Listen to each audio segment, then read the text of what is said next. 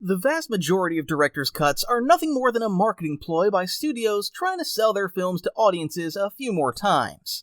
If a film has a large fan base, the studio might release multiple different versions. However, most of the time, these director's or extended cuts only include a couple of additional scenes that don't really add much to the film. To make the marketing for a new version sound even more dramatic, studios might call it the unrated version, or claim it includes explicit scenes that didn't make it into the theatrical cut, though these scenes are usually hard to spot without a magnifying glass. To avoid being accused of lying, filmmakers sometimes add a few scenes with CGI blood. Still, there are exceptions. Sometimes directors' cuts actually improve a film by clarifying character motivations, other times they completely change the film. Today, let's talk about the complicated fate of one such film. In the late 1990s, screenwriter Brian Helgeland quickly became a major Hollywood figure. Like many others, he started with some dubious horror films before working on Assassins and Conspiracy Theory. Then came LA Confidential. Helgeland spent over 2 years writing the script, and after the film's premiere at the 1997 Cannes Film Festival, his name became widely recognized among Hollywood's influential figures. Many screenwriters dream of becoming directors so they can bring their own scripts to life. Brian was no exception. Deciding it was time to try his hand at directing with an extraordinary script, Helgeland took Donald E. Westlake's novel The Hunter and started pitching it to Hollywood studios. Brian didn't have to wait outside studio doors for long. In Hollywood, as everywhere else, connections matter, and Brian had them. He'd known Mel Gibson from their work on Conspiracy Theory. They met in a Los Angeles restaurant, and Gibson liked Helgeland's work. Mel didn't turn down the script even when he learned that Helgeland would be directing. His only condition was to start filming as soon as possible in order to wrap up within the 3 free months he had at the end of 1997. Rushing often leads to poor results, but Helgeland had no choice. If he hurried, he'd get the director's chair and a top-tier star for his film.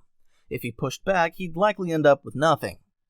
Paramount Pictures, the studio that frequently worked with Gibson at the time, wasn't thrilled about the unknown director but didn't argue with their superstar. They quickly hired Helgeland and scheduled filming for the end of September 1997. The only problem before filming began was casting the lead female role. The director didn't like the studio's suggestions, while Maria Bello, his personal choice, refused to participate. Helgeland only managed to convince her just before filming started. According to him, he acted inappropriately, but he had no other option. For 2 weeks, he followed Bello everywhere, meeting her outside her apartment, at restaurants, and even tagging along while she shopped. In the end, just to get rid of such an annoying admirer, Bello accepted the offer. The film was shot in just 2 months. According to all the actors, the shoot went smoothly. Even actress Deborah Kara Unger, who suffered several broken ribs at Gibson's hands during filming, was pleased with the experience. She repeatedly emphasized that she would happily do it again, just with a bit less enthusiasm. The film's test screenings were a disaster. Audiences didn't like it, and more importantly, they didn't like Mel Gibson's character. This became a decisive moment for the studio. Paramount executives pressured Gibson, warning that the film could hurt his career since audiences simply didn't want to see him in that kind of role. Naturally, Mel panicked and turned to his friend, producer Joel Silver, for help.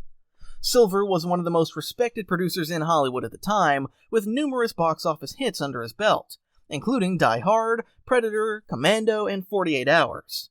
He had worked with Gibson on the Lethal Weapon films and Conspiracy Theory. When Silver learned about the issue, he assured Gibson that it could be fixed. His advice?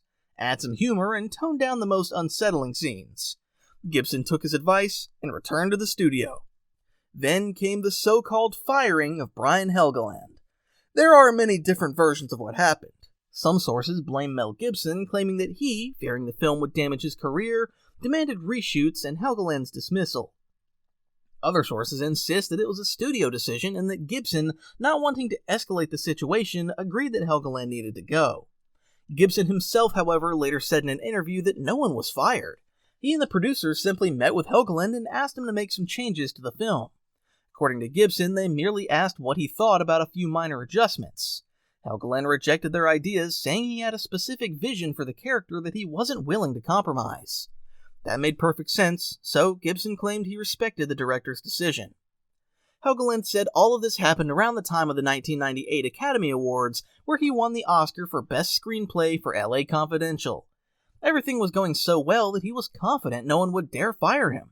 After all, he was all over the news, proudly holding his Oscar statuette. But just 2 days later, he was informed that he was no longer the director and that his film would be reshot. The studio refused to comment on anything regarding Payback, so it's hard to say who had the final word on the matter. When Helgeland lost his job, he tried to contact the Directors Guild, requesting that his name be removed from the credits and replaced with Alan Smithy. There are 2 rumors about this. The first suggests that his request was simply denied.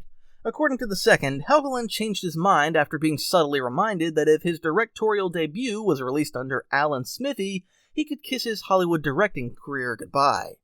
This version is supported by Mel Gibson's own words. In an interview, Gibson said that when Helgeland saw the studio's version of the film, he ultimately decided to keep his name on it. After firing Helgeland, the studio reshot about 30% of the film, cutting out all the scenes where Gibson's character appeared too unheroic. The first to go was the scene where he beats Deborah Kara Unger's character. Then the studio brought in Chris Christopherson and reshot the entire last third of the movie, all to make Gibson's character look more heroic. They gave the film a happy ending and added humor to many scenes. According to Helgeland, the only thing he knew about the reshoots was their test screening results. He was told they went even worse than the screenings of his version, which made him very happy. While Payback was being reworked and its release delayed, Gibson managed to star in and release Lethal Weapon 4, which didn't perform well at the box office. The release of Payback was postponed by almost a year, finally hitting US theaters in February 1999. Most likely, if it weren't for the reshoots that inflated the budget to $90 million, Payback would have done much better financially, and the failure could have been avoided. But with a $90 million budget and a box office gross of $160 million, the film had no chance of breaking even. It's also unclear who actually directed Payback. Gibson claims it was production designer John Meyer. However, there's a problem with that claim. Everyone understands that in this case, Gibson would have been the one in charge of the reshoots, especially since he had won an Oscar for directing Braveheart just a few years before. But the Directors Guild prohibits a film's original producer from replacing the director on set, meaning Gibson officially couldn't do it. That's why rumors suggest Gibson was actually the one who reshot the film, while Meyer wasn't even on set. Many believe Gibson only mentioned Meyer's name to cover himself legally. Another rumor suggests that the reshoots were directed by Paul Abascal, who was once Mel Gibson's personal hairdresser. By the late 1990s, Abascal had already started working as a TV director on shows like Nash Bridges and Tales from the Crypt. Since he and Gibson were close friends, Mel quickly brought him onto the project. Abascal later confirmed these rumors, saying he was the one who directed the reshoots, not John Meyer, as Gibson had claimed. Regardless of which version is true, one thing is certain. Gibson asked someone to sit in the director's chair to make everything look official, while ensuring they wouldn't interfere with the real work. The director's cut of Payback was released in 2006. Helgeland had wanted to restore his vision for years, and in 2005, he finally decided to call Mel Gibson to propose releasing a director's cut. To Helgeland's surprise, Gibson was excited about the idea and only asked one thing: how he could help. Once Gibson knew what was needed, he personally contacted the studio and convinced Paramount executives to give Helgeland access to all the original materials. Gibson's company, Icon Productions, covered all the expenses. One of the first changes Helgeland made was replacing Payback's composer. Instead of Chris Boardman, he brought in Scott Stambler, saying Boardman's music didn't fit his film's tone at all. There's no available information on how well the director's cut performed on video and DVD, so it's hard to say if the release was financially justified. However, it did give audiences a rare opportunity to see 2 different versions of the same film. Surprisingly, both versions have almost identical viewer ratings and are considered solid films. Payback didn't hurt anyone's career. Gibson remained one of Hollywood's highest-paid actors for several more years, until he was hit by a series of scandals in the mid-2000s. Helgeland's career continued to rise. In 2001, he was given a $65 million budget to direct another one of his scripts, A Knight's Tale. However, his career took a hit in 2003 when his film The Order, also known as The Sin Eater, starring Heath Ledger, flopped. The $40 million project grossed only $11 million. After that, Helgeland mostly returned to screenwriting, working on films like Man on Fire, Mystic River, Green Zone, The Taking of Pelham 123, and Robin Hood.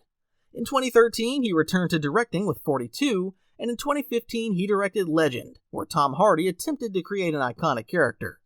His most recent work as a director was the crime thriller Finest Kind, starring Ben Foster. Thanks for watching, and stay tuned.